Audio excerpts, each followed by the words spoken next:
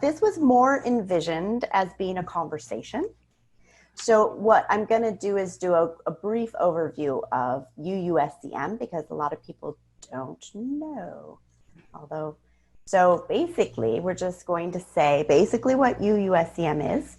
We are a Unitarian Universalist movement of lay ministers and ordained clergy committed to promoting a broad spectrum of healing and social justice ministries. And that's something that needs to be the definition and work is something that is evolving as members come and members go and as the needs change. So that's kind of an overarching ideal, and we work to keep moving and being flexible as needed, as for what our members need. And I just put together two basic things: some types of community ministries that are included in that our members do, and also just a little bit about the benefits that we provide. So those also always change as well. So we have a whole list of things, and actually even after I got some feedback a little earlier from people, and there were some things I added, and then people gave me even more things. So chaplaincy, pastoral counseling, campus ministries, spiritual direction, you can see the list, and we keep coming up with new things because there's all kinds of different things. And there's different ways of grouping them. Mm-hmm. I'll show you in just a minute. We'll talk about that in a second, because there's a slide that Doug put together that I'm going to show that shows a different way of putting things together. But the benefits that our members enjoy are collegial relationships. So doing ministry beyond the walls, or bridging between church and beyond the walls, is a very specific kind of ministry. Mm-hmm. And so we offer collegial relationships. And then we also offer within that the ability for maybe chaplains all to group together and connect together. People doing work in nonprofits to connect together, et cetera, et cetera.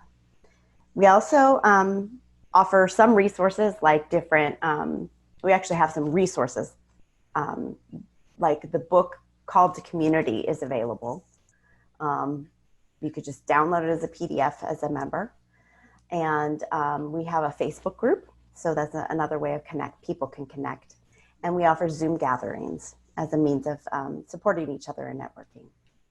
We also have a good officer. So if you're having struggles in relationships with perhaps your parish minister, or perhaps some other group that you're trying to work with, our good officer could help you with that. Brainstorm ways of being able to do things. Tasha, is that a concept you're familiar with? I've heard of it at my congregation in Nashville. There was a member who was in seminary and was planning to go into community ministry. So I've heard of it, but only briefly. Right. So yeah, a good officer, again, is someone you can talk to confidentially, and they will help you figure out how to manage that relationship that's being challenging. Thanks. Thank you, Doug. That was said very well. And then the last thing on there is that if you are a UUMA member, you can also have a discounted rate at UUMA for being a UUSCM member. Now I am going to have to stop sharing because I have to share a different screen.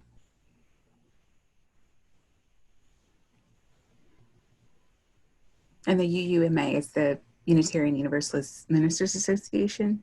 Correct. Yes, it is. I apologize for using the acronyms and assuming everybody knows them, because we don't all know them. There's a lot. Yes. And they keep changing. They do. Is this your first GA, Tasha? Yes, it is.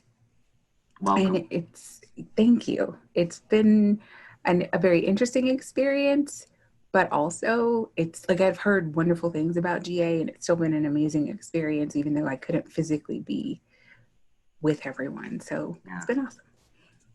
There's a certain overwhelming look that's like, oh, this is first time at GA. Yes, because there's so much, like I want to do all the things. So yeah. Well, yes. One of the good things about this GA is I think that it's going to keep going because there's 25, 30 on-demand workshops. I haven't looked at any of those. Right. A lot of things have been recorded. So I've been busy being the event coordinator for UUSCM and not really had as much time as I'd like to be in the others.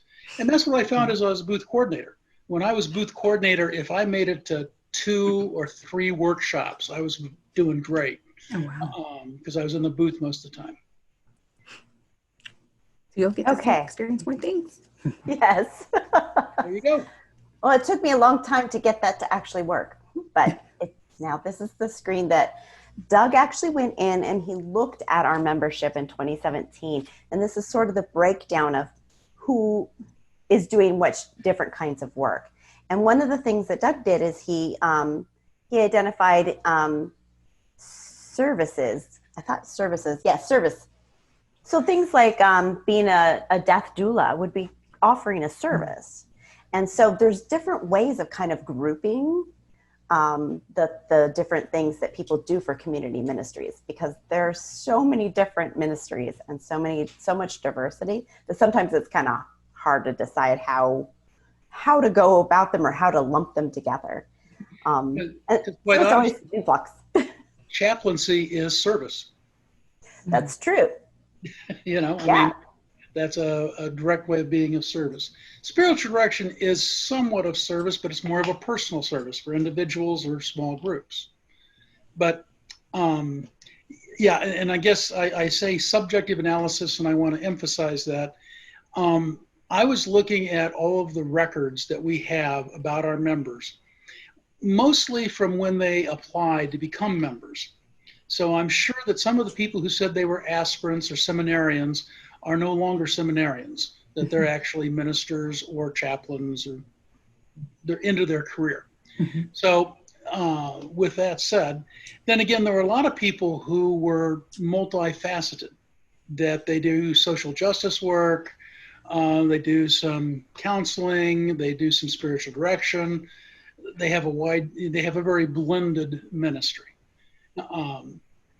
And so, one that didn't make the list was our hypnotist. We actually have 3 hypnotists, but that didn't make my category. So, and again, 19% of the people were none of the above, and 6.5 were like, I don't know, I can't tell from what they said. But again, the big picture here is we have a lot of chaplains. We have a lot of spiritual directors, and we have a lot of people going out in the world to advocate, educate, or witness, or to provide direct service. That's just a lot of who we are. And I think you mentioned this already, Nikki, that we are a combination of laity and clergy. So some of our members are ministers or reverends. We're all ministers. Some of our members are reverends. And a reverend is someone who has been called by a congregation or appointed by a denomination.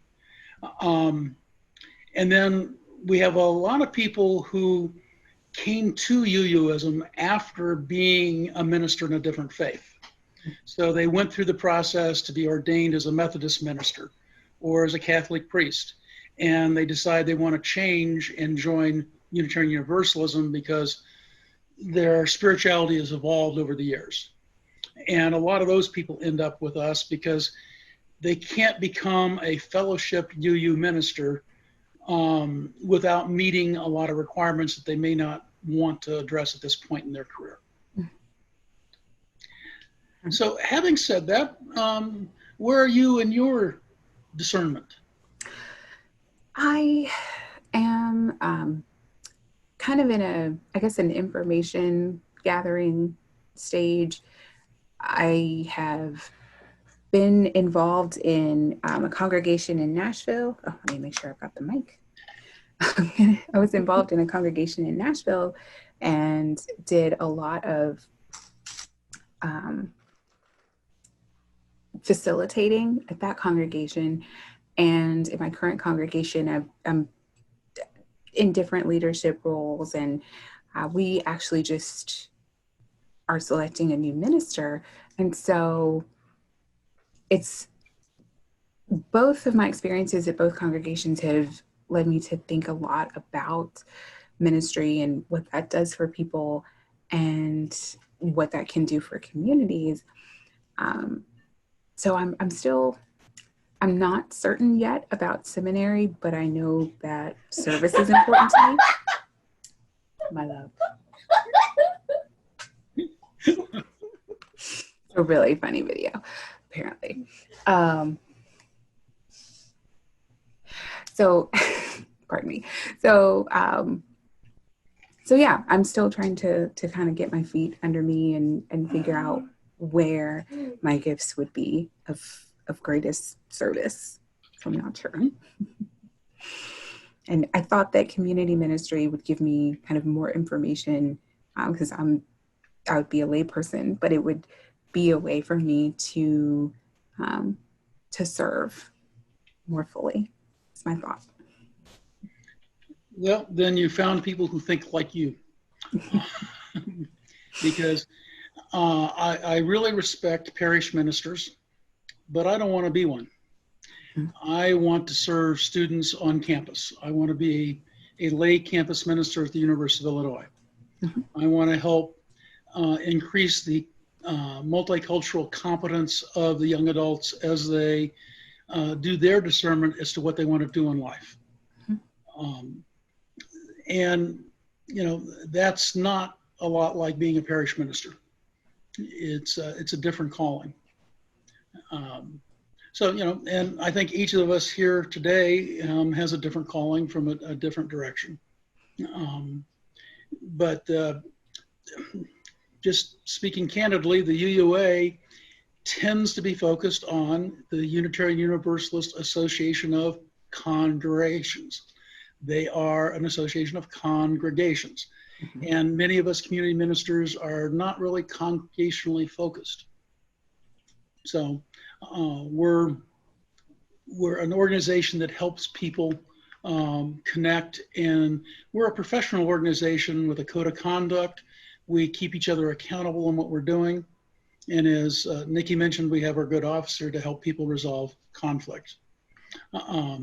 We also provide a lot of resources for a community minister to be in right relation with their congregation by forming a covenant, by forming a relationship with their senior minister and associate ministers if they exist, and also a right relationship with the community organization they serve, because they might be an executive director of X, or they might be performing in a lot of different roles. I know one person who's performing a role. He works for a medical software development company, and so his role is helping them do that in an ethical, human way. You know, I think that's fairly. I don't know anybody else doing that, but it seems like something that needs to be done. You know, so, you know, there's a lot of ways to get there. As Nikki mentioned, if you end up being a member of the UUMA, the UU Ministerial Association, our membership is free. They give you a discount equal to our membership. So we're working to get more of those folks involved. And we do have people who are members of UUMA and us. So there's definitely an overlap. At least two on this stream. Nana and Bonnie, I think, are in that category. Very cool. Yeah, I'm not a voting member. I am an affiliate member of the UUMA. Right. I mean, we're not exclusive of each other. We overlap. That is awesome. What do spiritual directors do? How is that, I guess, how does that work under community ministry? There are actually specific spiritual direction curriculum and places that actually provide education in spiritual direction. Spiritual direction is similar to pastoral care and counseling, although the focus is on helping someone ground themselves in their own spiritual beliefs, and from there go out into the world, what it is that you want to do in the world. So the discussion and the meetings are about spirituality, not necessarily about, oh, tell me about your mother. No psychoanalysis or anything like that. Mhm. And it depends. It's one of those things that it's like, and maybe somebody else here knows more about this. My understanding right now is each state has its different rules about what spiritual direction covers, and if you have to have certain certificates or something or not. So it's one of those things where it's still being formed officially. So you'd have to look at your state level to find out what the specifics are for what you would need. I went to Pacific School of Religion, and it's right down the street from Star King. And Star King was, I'm not sure if they still have it, but they had a direct connection with an institute that provided a certificate in spiritual direction. So. Nikki, I'd be happy to share a little, because I am a spiritual director. And I have a counseling center as a part of my community ministry. I have a home church, a counseling center, a farm, and a retreat center. But spiritual direction actually historically comes out of the Catholic tradition, and it has become interfaith because a lot of people, I think, recognize the benefit. And there was just a talk that I went to today about, it was called spiritual friendship. So I think the idea that you have someone who can walk with you and be a spiritual friend, and that in the Catholic context is someone that you can talk to about your relationship with God and your prayer life. But that the language might be different if you were a pagan or a Jew, but now we have many programs that have interfaith spiritual directors too. So, but it is not focused on psychology or the pathology of a person, but on their spiritual life. So Nikki said it, you didn't need to hear me say it, but if you have any other questions. To hear someone directly. What? It's good to hear someone who's trained in spiritual direction. And I'll say that the reason I went to seminary as a Unitarian Universalist, and I'd never read the Bible. I didn't know anything about Christianity, and I learned a lot. But one smart person, I went to Claremont School of Theology, very generous person, gifted everybody who was in a parish ministry track, which I was in, with the gift of a spiritual director. And I didn't know what a spiritual director was. I'd never heard of it. And I went and I loved it, and I've never been without it. So I think it's kind of like, people who've never had a good therapist, and then after you've had a good therapist, you never want to live without one. So I highly recommend you try it. I have a spiritual director as well. Actually, I integrate with my spiritual practice because, yes, I've gone to a psychologist, but there's more of a diagnostic. It's from a model of deficit, I think, where the spiritual direction is coming from. How does it center you and ground you? If you there's actually a UU curriculum that does spiritual directions called Wellspring. I've heard of that. Yeah, so if you're interested, that'll give you a little bit idea of what spiritual direction would look like in Unitarian Universalism. Thank you. So, Tasha, I put in the chat an invitation to have you receive our email, our newsletter for 3 months. Obviously, to do that, we'll need your email address if you'd like us to be in further contact.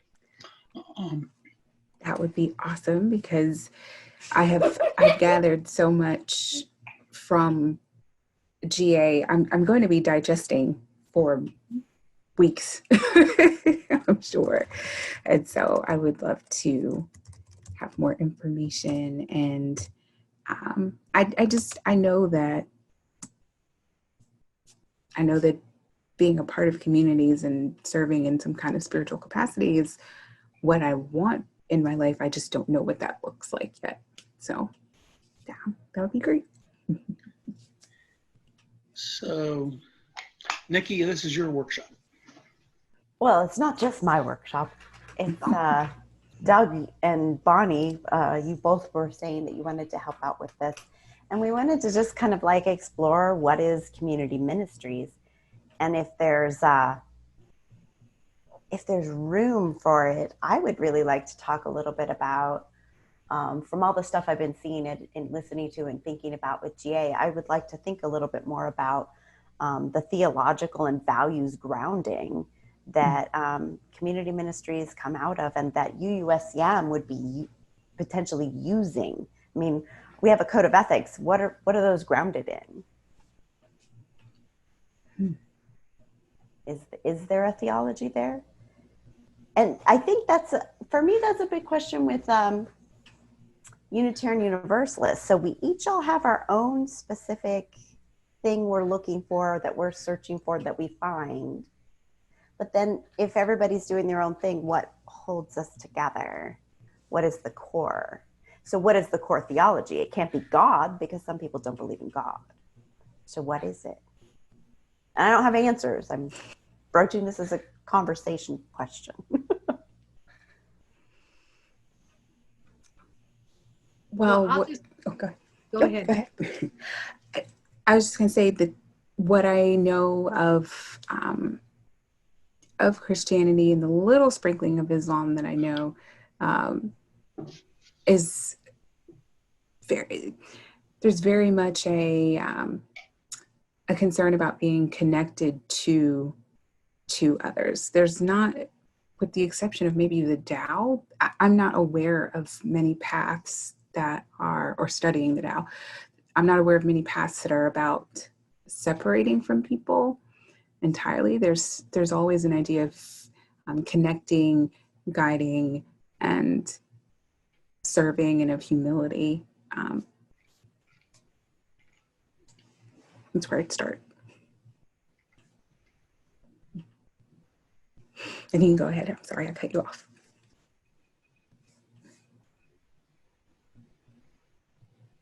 Well, I loved what you just said, Tasha. I think there's a theology there. I would say there is a strong interfaith theology of community, which is kind of what you were saying. And that we are, as creatures on the planet, we're living in a community with other creatures. And that is an ancient idea. It's not a new idea. It's an ancient idea found in all of the world religions, that we are, that it is meaningful to be in relationship. And so I would say a theology of relationship, a theology of our creaturelyhood, a theology that's very interfaith, that knows that we are here, we're born, and we are not alone. We're born in community, and families of communities of other creatures. And so I like the name community ministry, because I think it really speaks to what all of the religious traditions, all of the wisdom traditions, from indigenous to Hinduism to Buddhism, all of them have lifted up the need to celebrate and to honor community. So the ways that we serve one another, and certainly in our global catastrophe, we need to be more inventive how we do that. We know that the institutions are falling apart. We know that so many religions are not relevant to people, that we need to recreate them and re-express them. But I think we can go back to very clear, deep theologic roots in Christianity, Judaism, Buddhism, indigenous, all of them, about the reality that is our life. We are all in relationship with lots of other creatures and here on the planet. So, I don't know, blah, blah, blah, sorry. my simple elevator speech, me, will explain it. You know how the little church, like the little kids, like, yep, here's the building, here's the steeple, open the doors and hear all the people. Mm-hmm. So, but what's not mentioned in that is that the ministry is not mentioned in there. Mm-hmm. So, and then community ministry is not about the building, we've gone beyond the wall, so it's about the people. So that's for me. Take the building and the ministry out. I can definitely appreciate that. I come from I was reared in a tradition that was very focused on the personality and the delivery of the minister. But the pastor's delivery doesn't have to change your life. Like, how I always questioned how effective that is if everyone is very excited and into it on Sunday, but during the week, people are not asking questions. And I'm sure some people were, but if people aren't asking questions or people aren't taking that message into their daily lives, what does that really do for us? So, yes. And I actually am really encouraged that this group exists, because if people can search, like in Unitarian Universalism, if people can search for meaning freely and responsibly, then that means that they don't have to search for it inside a church building. Many of us do, because that's the traditions that many of us come from. But we can also display our values, or display that search even, and that curiosity in other in our work. So that's very, very promising. Even if we're not working as an ordained minister, we can still display that search and or facilitate that search for others. That's exciting. It's interesting. And I think that sometimes that translates into being specific, like saying specifically and having those conversations. But a lot of times that is just modeling, living those values, which for me, the struggle is making sure I stay connected enough to UUs and the UU world, because I'm out in the nonprofit world, which doesn't talk about religion or specific values, usually, not usually. So it's more in the modeling, and that I get to sort of share my UU values. And I do think that that's really important for us to be able to reach beyond just our little insular churches. So yeah. Very true. Very true. What drew each of you to community ministry, and why was it a place that you knew that you needed to be? Who wants to go first? I'll be happy to. I was a parish minister, a UU minister, and then mostly United Church of Christ. And it was hell.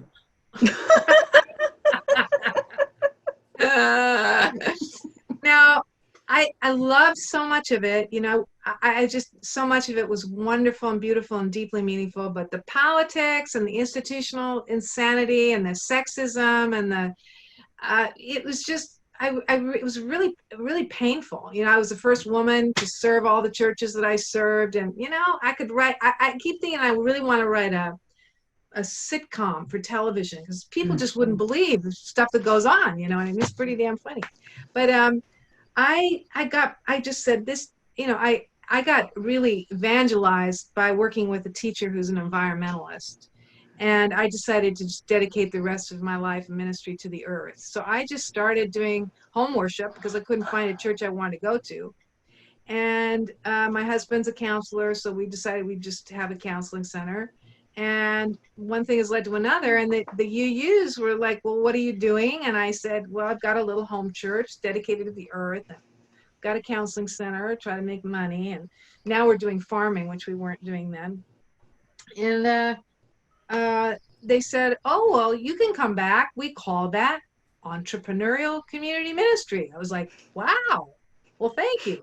And believe me, they were so happy to get rid of me 25 years ago when I was a Christian and I was a feminist and I had long hair and I was an artist. Oh my God, they were just so happy to get rid of me. And then they wanted me back. They wanted me back. They've been really welcoming, because the UUs are so smart. They recognize we got to change this stuff up. It's not working anymore the way we used to do it. We're going to have some more creative, innovative people doing different kinds of things. So if they're, you know, like your family is whoever takes you in, that's the way I feel. So I think my story is a good one, because I think the UUA is, to their credit, really wanting to make room for change, innovation, and 25 years ago, they weren't happy to have me at all. So. 25 years can change a lot, so that's awesome.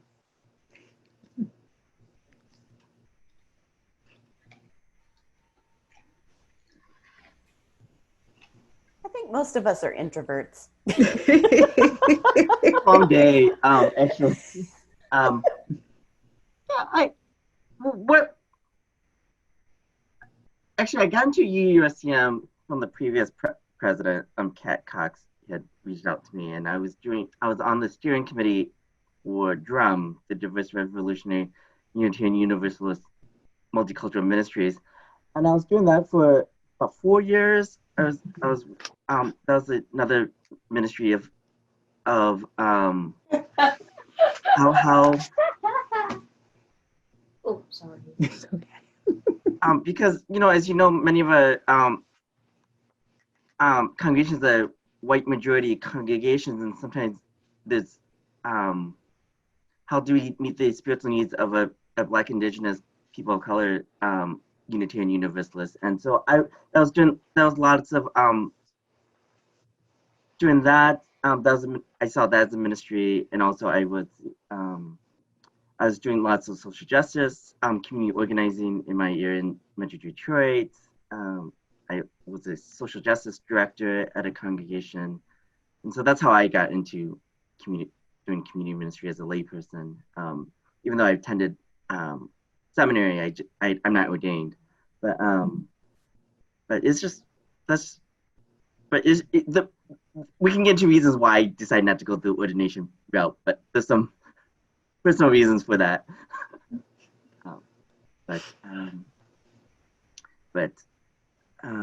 So that's how I entered into it. I just felt called that. For me, I was called to do that, and I could do that in a way that was authentic to me, without having to necessarily have to be obligated to the institution. And the reason why I didn't go for ordination. I can understand that. So it sounds like you're able to bring spirituality into different places rather than only or primarily focusing on a parish, is the impression that I'm getting. Yeah, it's not just the parish, but what I find is that in Unitarian Universalism, for the clergy ordination process, is still based on systems that are designed for folks who are most privileged. And if I'm going to go through that process, and if my ministry is to dismantle systems of oppression in social justice work, it did not make sense for me to go through a process where I would be upholding some of those systems. So it just made sense for me, for the kind of ministry I'm doing, the ordination route didn't make sense. I understand that. Ben, I would like to just add that I've said this before, but the person I am today would never go through all that I had to go to get ordained. And I would advise, you know what I mean? I can't believe I did that. But I was a work in progress. I was a well-socialized woman. I thought I was supposed to do, X, Y, Z, and have smart people tell me that I was okay or I wasn't okay. And I can't believe I did that. I spent so much money and so much time.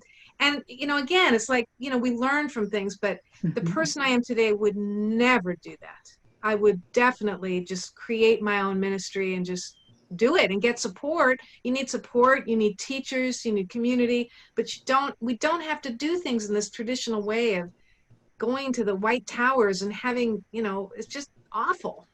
So the point I'm making is that there's a lane for us that we find out ways of that during ministry that in relationship with one another, but how we define UU ministry is so narrowly defined.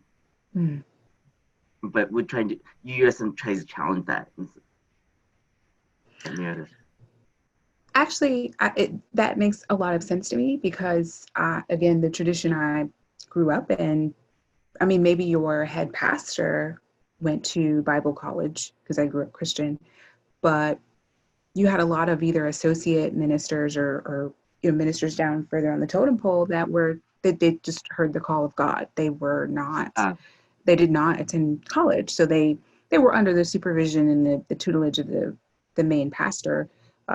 But that did not require, you were not required to attend seminary to be a minister in those traditions. So there is, and we actually, there was actually a conflict once with a service that we were holding for a variety of reasons. But one of the reasons was that the person who was going to be speaking was and it was a person of color who was not Unitarian Universalist, and in her tradition, she did not attend seminary, but she was a minister in her tradition. So there was some conflict around that. But the service that she delivered was still very meaningful. It's tricky landscape for sure. Yeah. And seminary is expensive. It is. I've looked. It's expensive, and then you try to find a job in a congregation or it's something is like, yeah. This is true. I just want to recognize that Nadine has joined us. Nadine is also on our board. So welcome, Nadine. We're just kind of talking about community ministry. And right now, Tasha has asked us how we got into doing community ministry. So we're just sharing.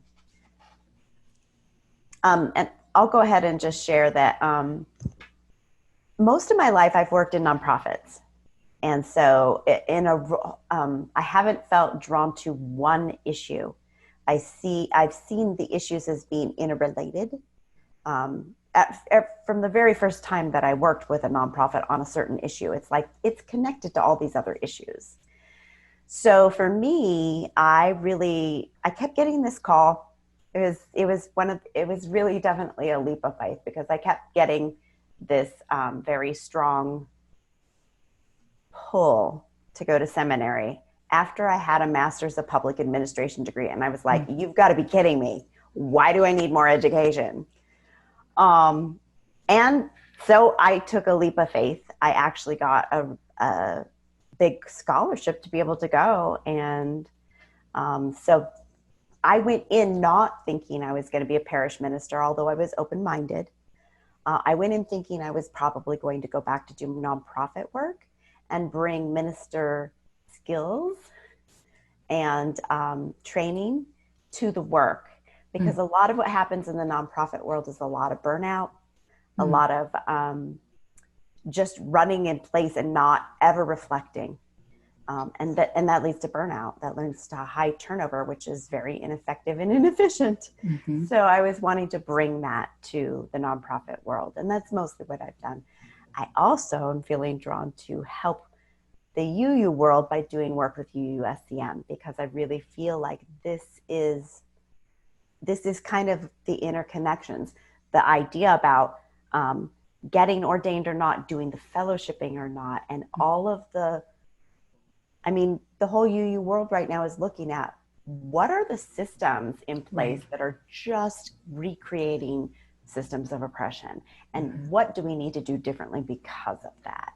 And so my little realm is doing that with the UUSCM and engaging with the other parts of the UU world in looking at that and addressing that and hopefully creating something different. So that's my little story. Thank you.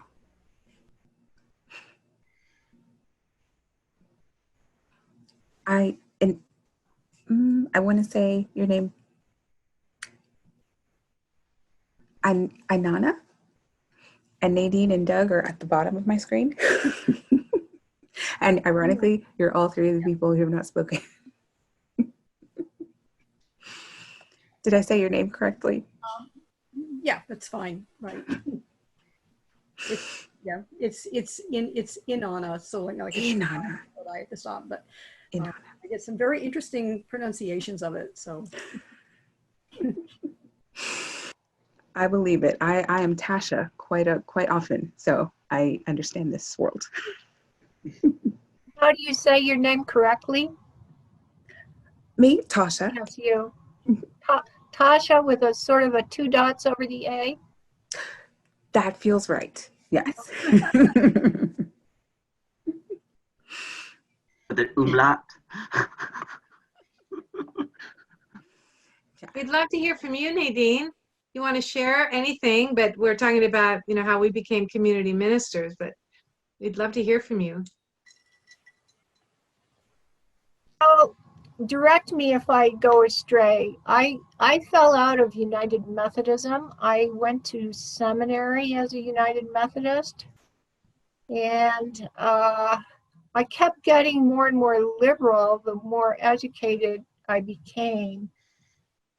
I also realized that they were homophobic, and the more I was drawn into counseling, the more horrific that was, because my counselees did not want to be shunted into a straitjacket, nor did I want them to be.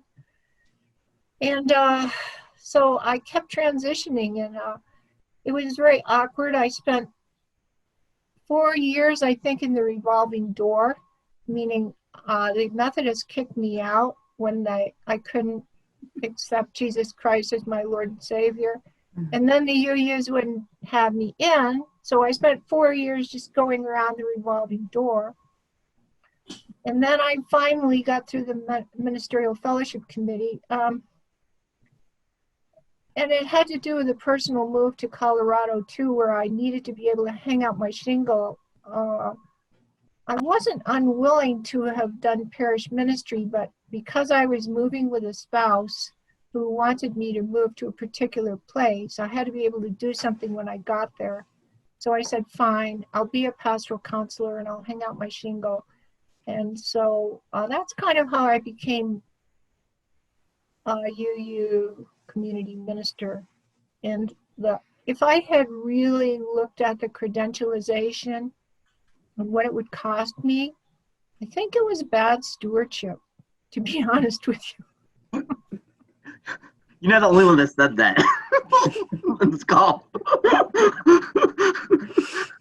But you're talking about as the credentialing for a minister to do community ministry, or for going into parish ministry? I had only gone through seminary once. You know how the Jewish people say it would have been enough? It would have been enough. Mm-hmm.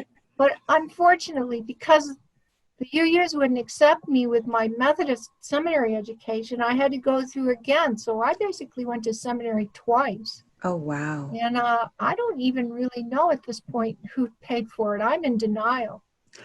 Yeah, because there's at least another, was it another 24 credits? Was it for at least?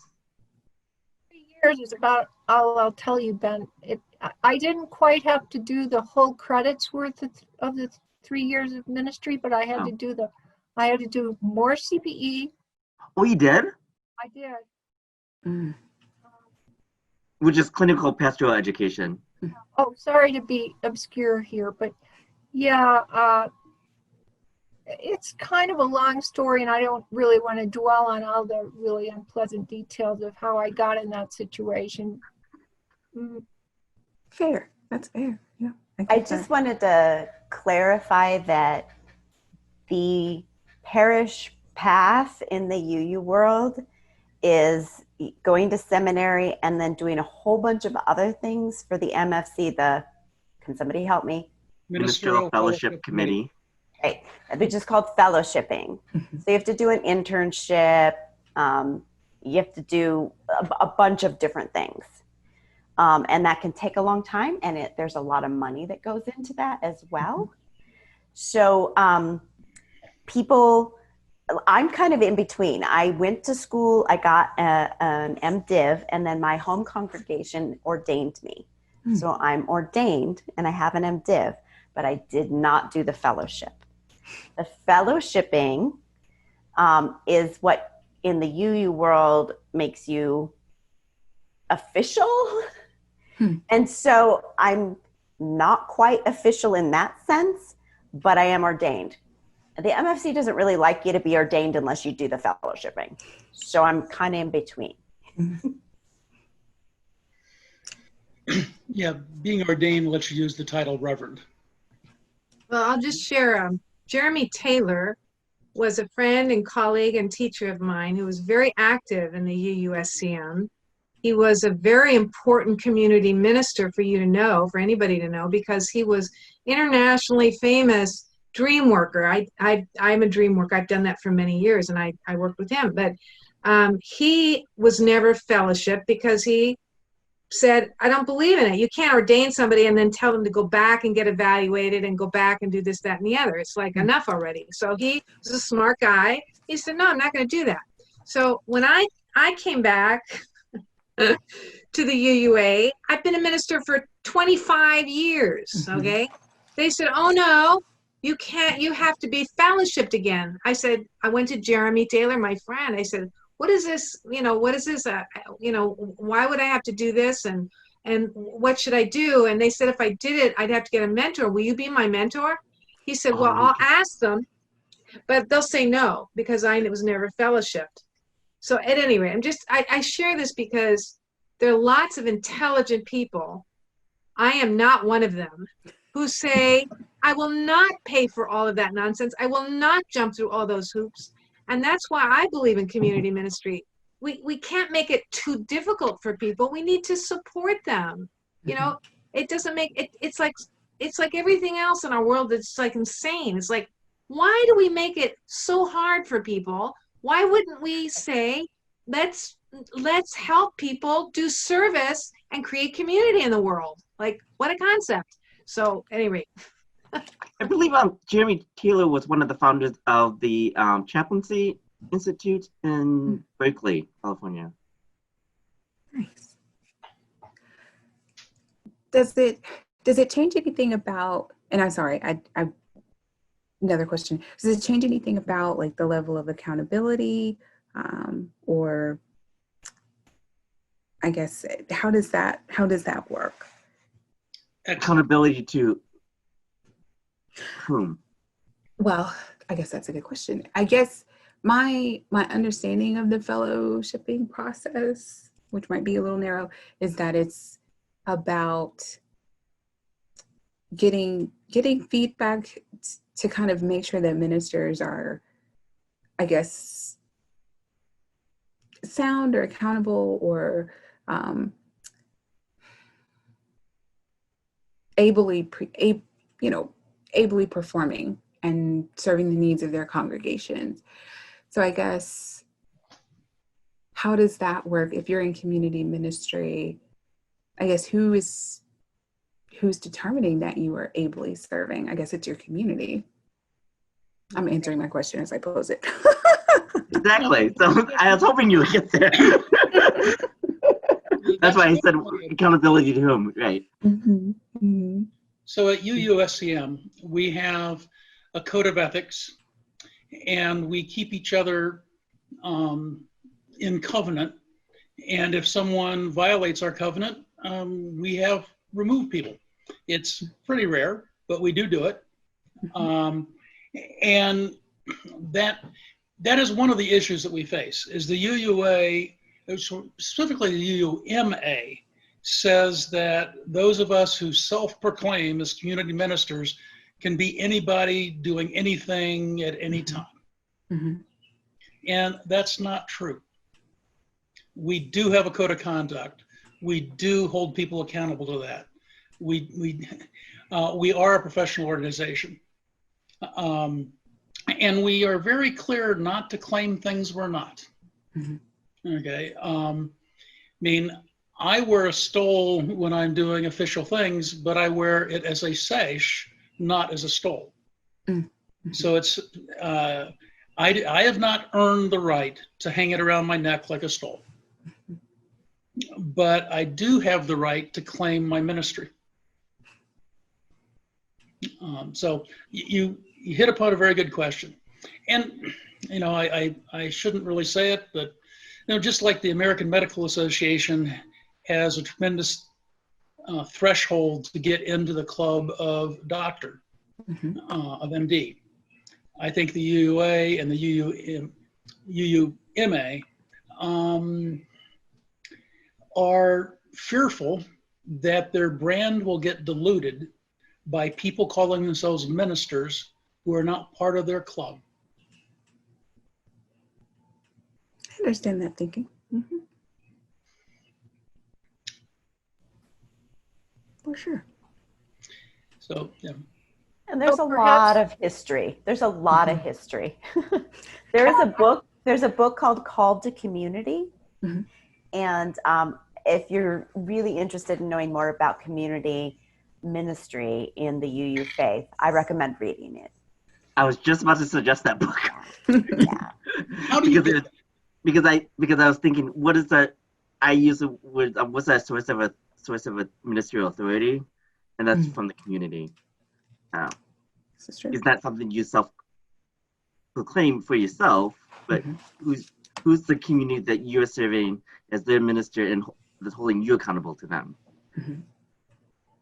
Yeah, I can give a quick example. So I'm the director of development at Southern Arizona Legal Aid, which is a nonprofit. So nothing to do with the church. I belong to a professional organization of fundraisers, and they have a code of ethics. It actually fits very well with UUSCM's code of ethics.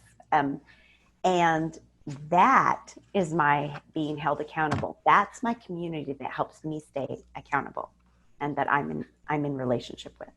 So I don't have a UU church that is helping me with that, but I do have a group that is helping me with that. And that's kind of important for each of us. And we each have to find our way depending on what ministry we're doing. That makes sense. Right.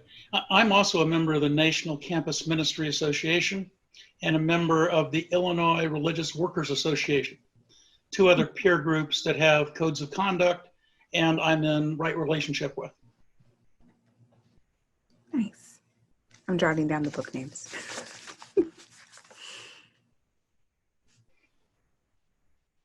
OOC in the ministry? Well, I think I want to overtly say that it has been the case that we have been ethnocentric in our expectations of ministers.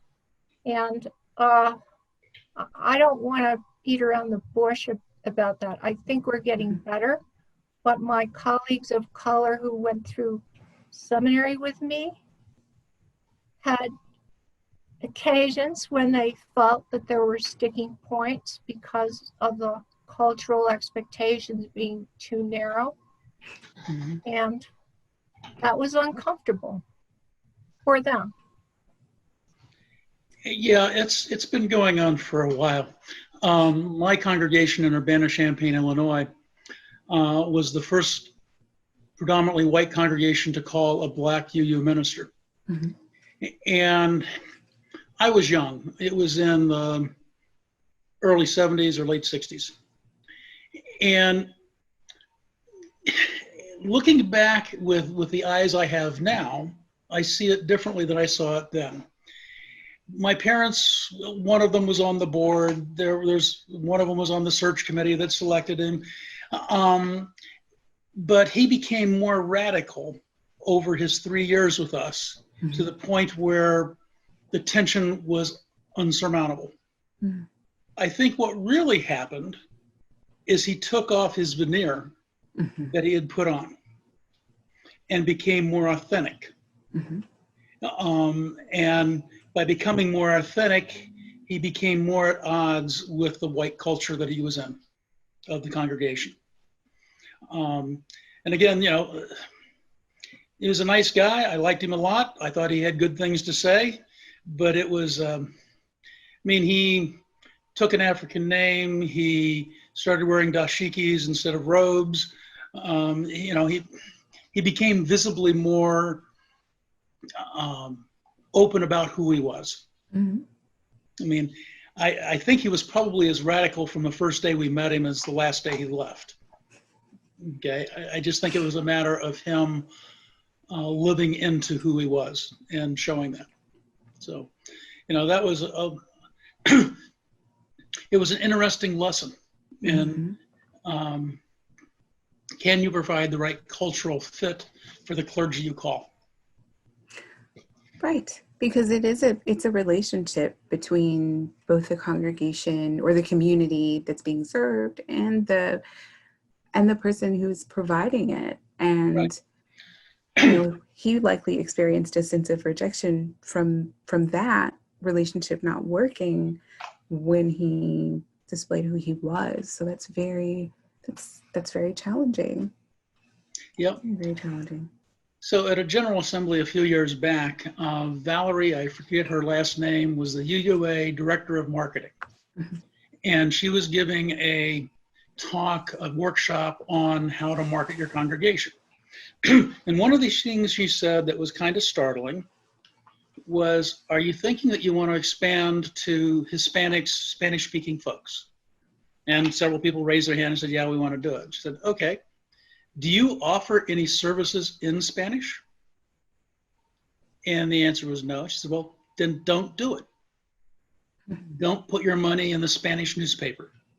Okay, unless you're willing to step up and actually provide services to that community, don't reach out to them and say, if you become like me, we will accept you. Because you're not creating the space. You're saying, come into my space, but don't be yourself, rather than allowing space for people to be who they are in their whole fullness and how they show up in the world. We're having lots of conversation today with the Black Lives Matter about, I have my white personality or my white culture personality and my black culture personality, and I have to code switch between them all the time, depending on where I am and what I'm doing. And I think that a lot of privileged folks, a lot of white folks, don't get what code switching is all about. That's very few of us have found ourselves in places where we were the other. I had a college experience where one of my professors invited me to a party, which turned out to be a gay party, and this was in the 70s. And I said, Bob, I'm heterosexual. I'm not really even questioning, but I'd love to come because I'm curious about the culture. And I'm curious about who's going to show up. And it was a very typical dinner party. There was a buffet, there were drinks, there were songs. Yeah. I'd never had my crotch grabbed before, so that was interesting. Hey, Doug. What? I'm not. I just as someone who identifies as gay, is just the conversation is a little bit uncomfortable for me. Oh, sorry. That's okay, because you mentioned culture as one. It's not a gay culture, so I just want to I just want to make sure there's a safe space for everyone here. It was a little uncomfortable for me as well. I'm sorry. I guess we all have experiences that if we were to tell you our full experience of what happened, it would be uncomfortable. Well, that wasn't my intent. Thank you for lifting that up. No, I appreciate I appreciate your perspectives, Doug, and I learned a lot from you. I just wanted to make sure that we're modeling our values here. So that's it. We're learning and growing. We're all learning and growing every day. What the thing is, one of the things is a lot of spaces that we always want to be perfect or don't want to make mistakes or something like that. But it's about living into being in covenant with one another, right? That is a process. Yes. And I actually have been thinking about that in terms of like parenting and with my son, and how he's having a much different experience than I had as a child growing up. And so since I'm raising him in a different faith, how am I going to really impart that experience to him? Like, what is he going to remember about his faith as he grows up? Not just what he experienced in church, but about, his day-to-day life. So think about that a lot. like what's visible, what's visceral, what's tangible for him in his day-to-day life. Yeah, and this generational change, shifts it. Yeah. 100%. Yeah, and with the generational changes, with the changes in time, we also changed words. I mean, words that might have been acceptable 20 years ago are no longer acceptable, or vice versa. And so we have to be willing to listen to each other and maybe shift how we're sharing a story because of that. And it's uncomfortable. It doesn't feel good, and it doesn't feel good if we're making somebody else uncomfortable and we didn't even know it. So I appreciate it when people like tell me that. I just turned 54 this last week. Happy birthday. A lot of time. Language has shifted, and I need to know. Sometimes I don't know. This is very true. This is true. And I know how, I think about how we relate to one another. Like, my parents related to their parents in a very different way than how I relate to them, and how my son relates to me. People who are a generation older than me are like, he talks to you that way, because we're very open, and I allow him to be not disrespectful, but direct and honest with me. And I also encourage him to emote. And like, these are just things that were just completely foreign to my childhood, even being socialized as a woman. So, so how he is growing up is even different from how I grew up, which was radically different from how my mother was reared by her mother. So every generation is not even just a little bit different. It's radically different in a lot of ways, even to how we can interact with one another generation to generation, which is so interesting. So is your son right? Yes. So is he in RE, in religious education? Yes, he is. How's that experience for him? So it was a little tricky, because when we were in our church in Nashville, it was a smaller congregation. And so all the kids, even when they were in separate classes, it was all in one building, essentially, like a little small building connected to the church. So they were always together. And in this congregation, it was so much larger. The kids were a bit more separated by age. And it took a while for him to really connect and find his tribe. But now all the gamer kids have found one another. So he's made really deep friendships, and really looks forward to going to church. And so that's been really wonderful for me, because I wanted him to find his niche. That's been good. That's one of the things I love. That's one of the things I do middle school and youth RE, and it's just, I like that. Absolutely. And I taught the grade above his last year, and it was very interesting to see how the kids interacted with one another, how they interacted with the subject matter. And so I wondered, how he, what he was getting out of RE sometimes, but then he would say certain things. I was like, oh, okay.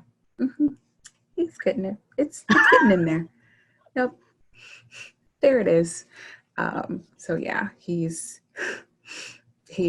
I'll share a story, and then I'll shift. I've got to scoot to another thing, but he doesn't yet know all the terminology, but he said something. He saw me on the phone with a friend. It was like, oh, well, do you ladies something? I don't know what the rest of the sentence was. And he corrected himself and was like, or you guys, you people? I don't know it. I don't want to be gender racist. And I was like, oh, interesting. bless your heart. That's not a thing. But he knew, he knew, he had enough of the wheels turning to know, like he knew that there was something with language that he should do. He just wasn't quite sure what it was. And so the social location, recognizing, yes. Right. That's a huge abstract skill. Even adults don't get that. That's true. Like he knew it was in there somewhere, but he just wasn't quite sure. Didn't have the vocabulary yet. So I was like, okay, he's working on it. He's working on it. It's seeping in there. So it's exciting. How old is your son? He's 10. Fourth grade? Yep. Finishing it up, going into 5th. Wow. Mm-hmm. Yeah, my mom taught school and taught fourth graders, and it was an interesting time, the stories she would tell. I believe it, because they're just smart enough to say some very interesting things, and they're starting to make those connections. So yeah, some interesting things happen or are said at least once a week. No, I believe it. I don't have any kids myself, but I imagine having kids is good training for ministry. Yes. Yes. Because you think a lot about modeling, and also how do I want to teach this person how to live in the world? Like, what do I want them to know about living in the world? And also how to find their own way, like how to find the answers themselves. And it's a really tricky balance. I try to facilitate him finding the answer on his own. But yeah, it's training grounds for sure. It feels like sometimes. I don't have children, but I worked in my friend's family daycare on and off for a number of years. And the biggest thing for me for ministry training is why would I have to do that? And because I said so. Well, it kind of challenged me to be like, well, why? Mm-hmm. What is the reason? What is the grounding in having that rule? Because there is a reason, right? Yep. And if it's really just because I don't feel like it, well, maybe that's not a good enough reason, and I need to say yes mm-hmm. instead. Mm-hmm. So that kind of discernment was very helpful. And healthy boundaries. Mm-hmm. Absolutely. Yep. Absolutely. I'm getting training in all of that. Well, we have about 15 minutes, and we had started off talking about community ministries. I just want to leave space for there to be coming back to that if people would like to share more about what is community ministry and what can it be. Just opening that up. Or what is it not? Mm-hmm.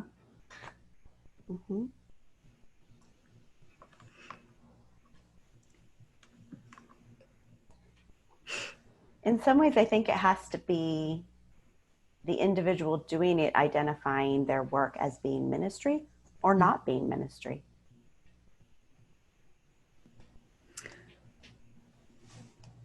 I've thought about what role does giving hope to people or supporting aspiration or aspirational living or what role that might play, but that may not be the end of it. I don't know. Those are thoughts that have kind of circled my mind, but there may be more to it. I think that often is a theme in a lot of people's community ministry, mm-hmm. is hope and the idea of making things better. So yeah, there's something there. Nice.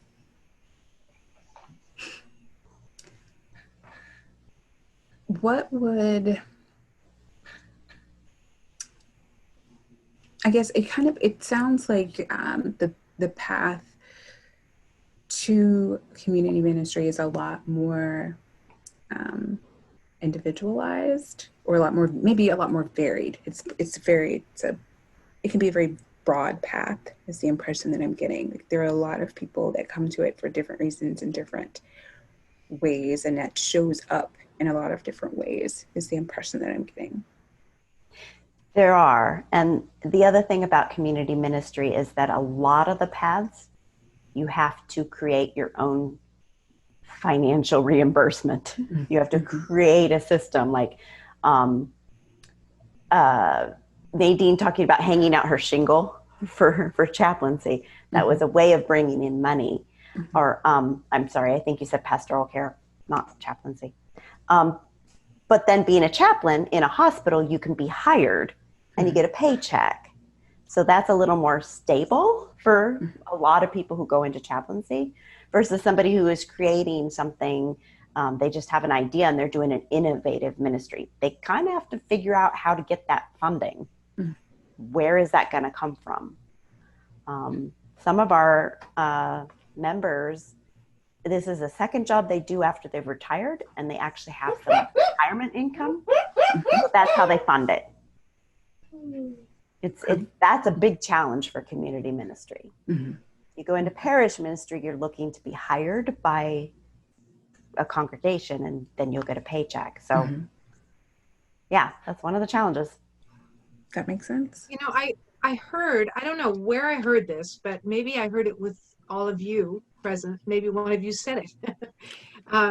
That somebody had done a study, and that most people in a parish ministry track that are graduating from seminary now assume that they will also do community ministry. Did anybody else hear that? I don't know where I heard that or read that.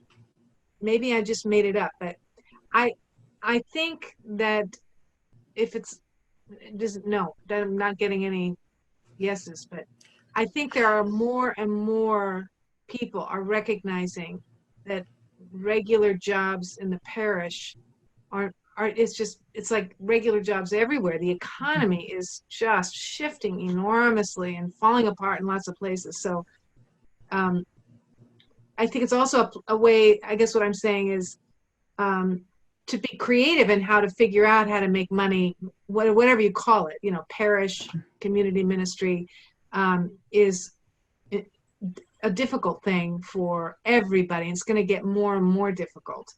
So being able to be creative in how we do that, I think that's something I hope our organization can talk more about, how we can provide ideas, support groups, just to talk with people, how they're making a living, how's it going. And I'm hoping there can be more sharing, more barter, those kinds of things as well. That makes sense.